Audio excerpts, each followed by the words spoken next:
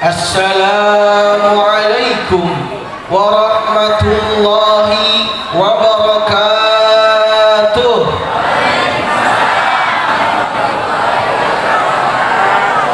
Yang kanan kurang kompak, yang kiri kurang serempak, yang tengah-tengah kurang serentak.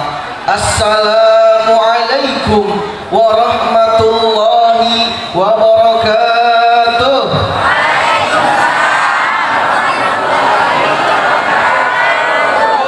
Bu, daun talam dimakan itik, yang jawab salam semoga tambah cantik. Bapak, daun talam dicampur sekuteng, yang jawab salam semoga tambah ganteng. Innallaha witrun wa yuhibbul witra. Allah itu ganjil dan cinta yang ganjil-ganjil. Saya salam sekali lagi biar ini malam dicintai oleh Allah Subhanahu wa taala. Assalamualaikum warahmatullahi taala wabarakatuh.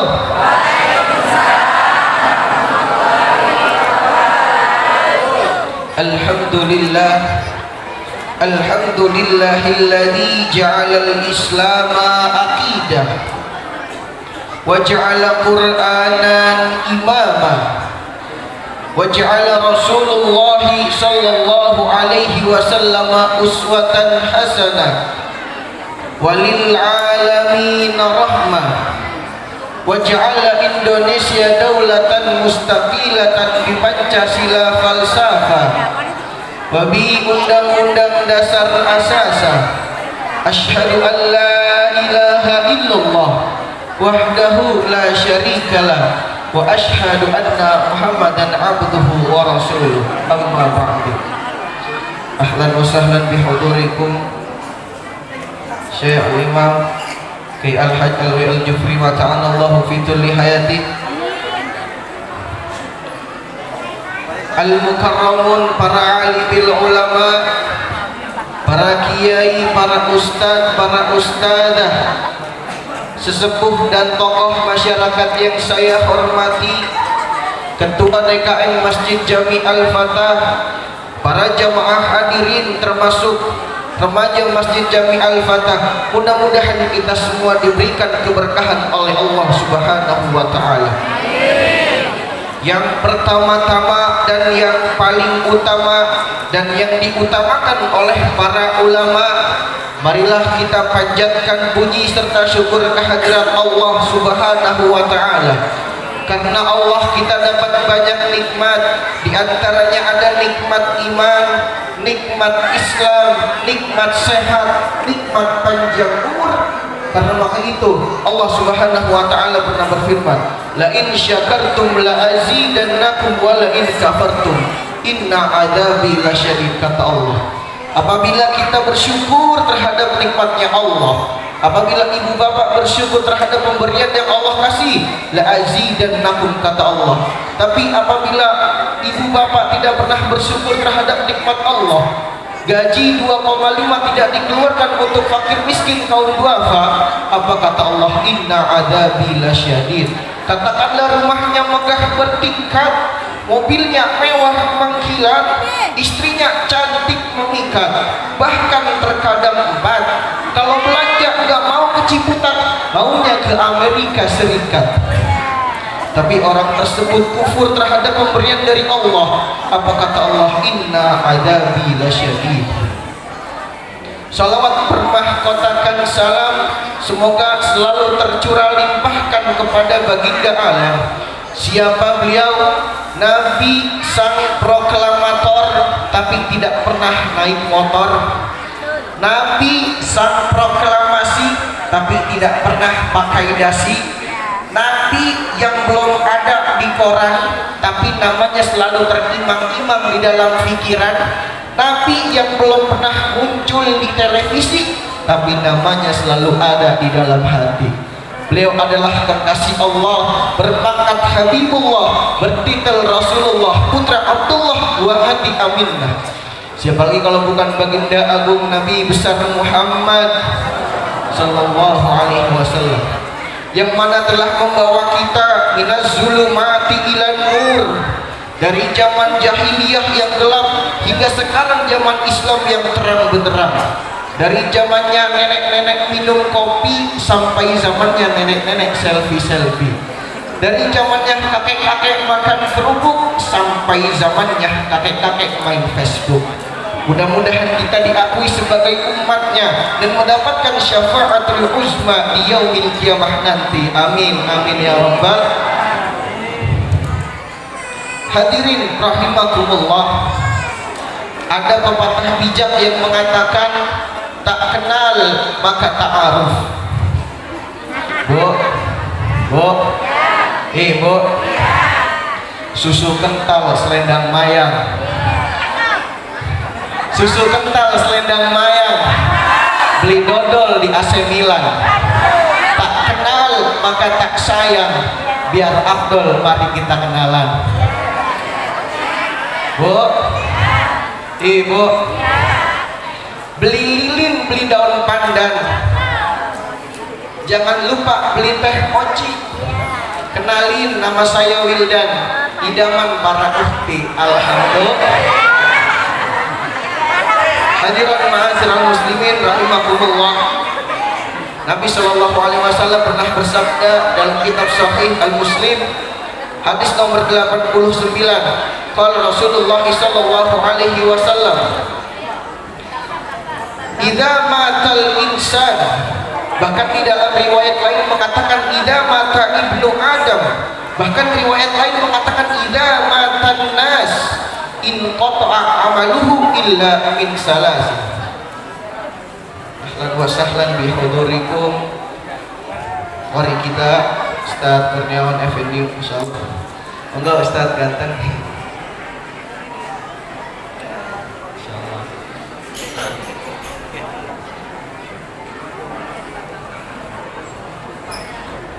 Allahumma shalli ala Muhammad.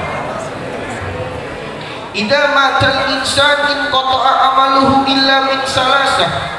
Ketika seseorang mati putus amalnya secara tidak langsung, secara enggak langsung Rasul sallallahu alaihi wasallam menyuruh kita untuk banyak ibadah ketika masih hidup. Karena kenapa? Karena ketika kita sudah mati amalnya putus. Ibu dari ustazah dapat amalan puasa Senin Kamis. Ketika hidup selalu ibu amalkan puasa Senin Kamis. Tapi ketika ibu mati putus amal puasa ibu. Kenapa? Karena ibu sudah mati. Yang bapak dapat amalan dari ustaz, dari kiai puasa Daud.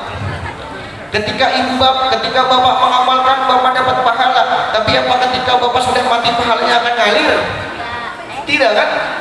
Illa min salasa. Tapi ada 3 amalan yang dapat menyelamatkan ibu bapak. Pahala ini akan terus mengalir meskipun ibu bapak sudah menutup mata. Yang pertama, shadaqatun jariyah. Sedekah di salah satu tempat yang mana tempat tersebut sedang terjadi pembangunan, tempat tersebut sedang ada madrasah diniyah, tempat tersebut sedang ada pondok pesantren. Kita sedekah 100, 200 juta, 2 juta, itu akan menjadi amal jariah buat kita. Termasuk ini maulid, Bu, saya mau tanya, ibu-ibu datang ke acara maulid nyumbang apa enggak? Sedekah apa enggak? Masya Allah. Masa ibu-ibu datang, laki bini datang, anak 4 dibawa, ngambil snack 7, tapi nggak mau sedekah, malu. Ya, besok sedekah. Man agama maulidin kuntu syafi'an lahu yaumal qiyamah. Wa man anfaqa dirhaman fi maulidihi faka'annama anfaqa jabalan minadz zahabi. Allahumma shalli ala Muhammad. Barang siapa yang bersedekah pada maulidku, niscaya ia bersedekah walaupun 1 dirham, tapi Allah balas 1 gunung emas buat pahala ibu bapak, insya. Yang kedua, aw ilmu yuntafa'u bihi, ilmu yang diamalkan, baik itu ilmu agama maupun ilmu dunia, terutama ilmu agama. Makanya Bu, Ibu, Rasul sallallahu alaihi wasallam pernah bilang seperti ini, kunu aliman au muta'aliman au mustami'an au muhibban wala takunu khamisan fatahlik, kata Nabi. Kunu aliman, yang pertama jadilah kau orang yang alim, kata Nabi.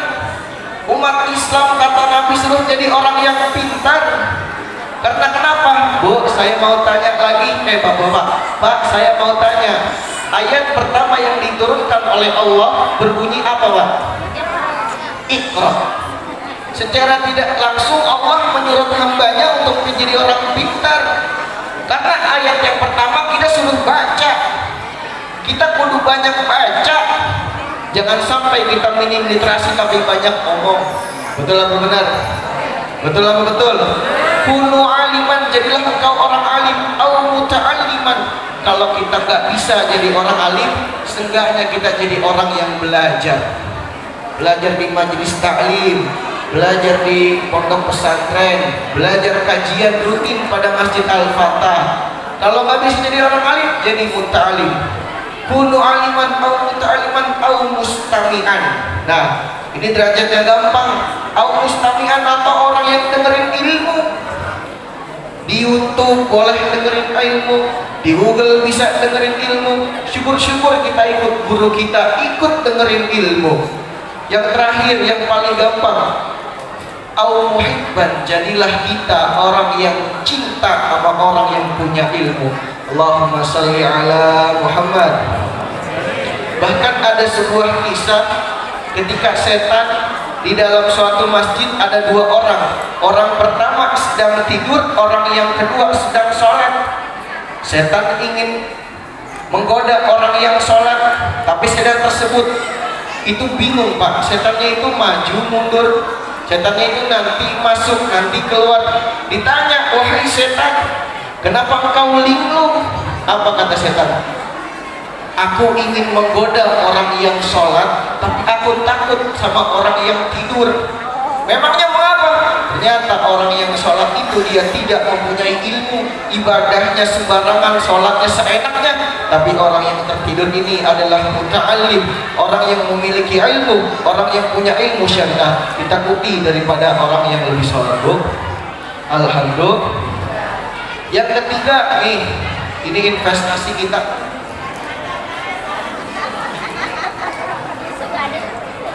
Yang ketiga, waladun solihun yada'ulah. Ini anak soleh, anak soleha yang doain ibu sama bapaknya. Bu, saya mau tanya, ibu punya anak?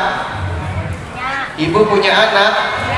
Kira-kira anak ibu bisa jadi nggak investasi ibu ketika ibu sudah menutup mata? Bisa tidak? Kalau tidak bisa, serahkan ke lembaga pendidikan. Ada yang namanya pondok pesantren, ada yang namanya tahfidz Quran, ada yang namanya pondok salaf yang murah. Kalau mau yang agak mahal, pondok pesantren modern salafiyah terpadu. Nanti anak ibu ketika sudah masuk sana, jangankan 5 waktu, sholat duha, tahajud, witir, itu akan diajarkan oleh guru-gurunya. Betul apa betul?